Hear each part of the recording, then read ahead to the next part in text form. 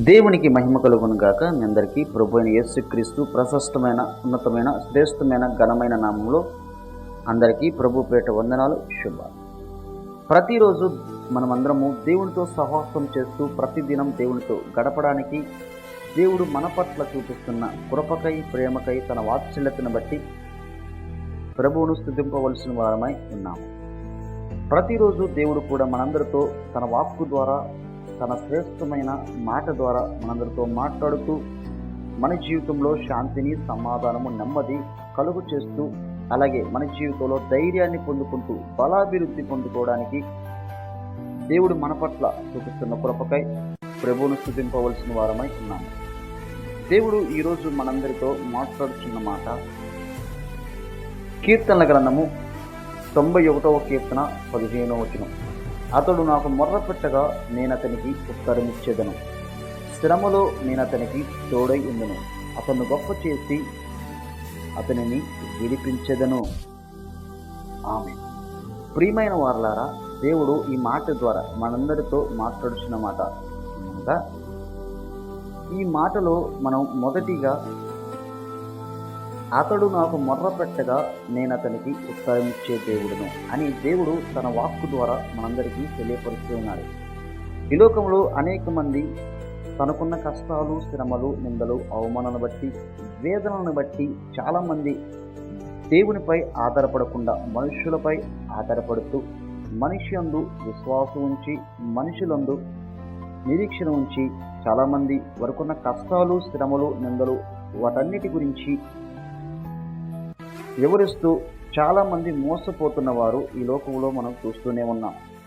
అయితే అనేక మంది వారికున్న కష్టాలు, శ్రమలు, నిందలు, అవమానాలు ఏవైనప్పటికీ కూడా బంధువులకు, రక్త సంబంధులు, మిత్రులు, స్నేహితులకు, అలాగే తన పొరుగు వారికి అనేక మంది చెప్పుకుంటూ ఉంటారు, కానీ సహాయం వారికి శాశ్వతంగా లభించదు. ఎందుకనగా ఒక మనిషి ఈ లోకంలో మరొక మనిషికి శాశ్వతమైన పరిష్కారము, ఉపశమనము, శాంతిని, సమాధానము, నెమ్మది ఈ లోకంలో శాశ్వతంగా కలగచేయలేడు. అది దేవుని దగ్గర మాత్రమే లభిస్తుంది, దేవుని యొద్ద మాత్రమే లభిస్తుంది.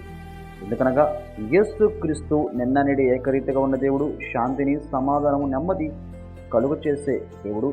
ఎప్పుడైతే మనుషులపై ఆధారపడకుండా, మనుషులందు విశ్వాసము, నిరీక్షణ ఉంచకుండా, నమ్మిక ఉంచకుండా దేవునిపై ఆధారపడి దేవుని సన్నిధికి వచ్చి ఎప్పుడైతే హృదయపూర్వకంగా మొర్రపెట్టి ప్రార్థిస్తారో దేవుడు తప్పకుండా ఉత్తరమిచ్చే దేవుడు.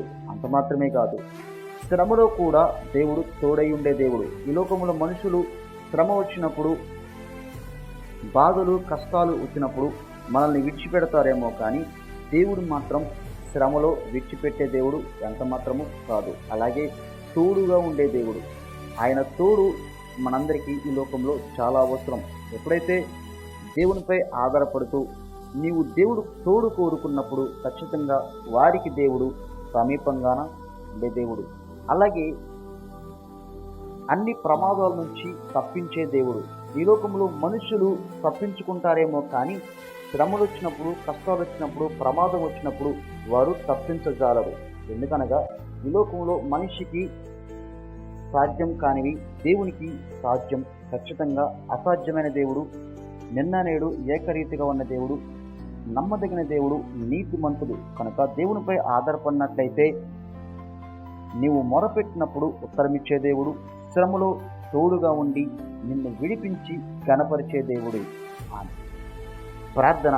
సర్వాధికారి యేసయ్య, ఈ మాటలు వింటున్న ప్రతి ఒక్కరికి ఈ మాటల ద్వారా ధైర్యము, శాంతి, సమాధానము, నెమ్మది కలుగు చేయమని.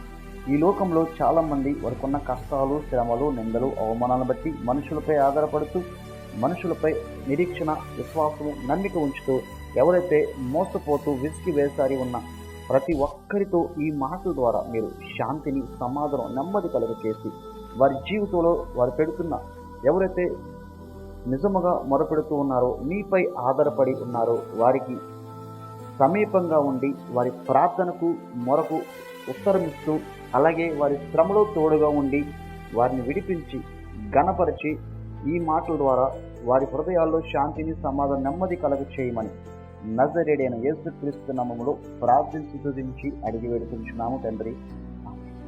మీ అందరికీ వందనాలు. దేవుడి మాటల ద్వారా మీ అందరిని దీవించునుగాక.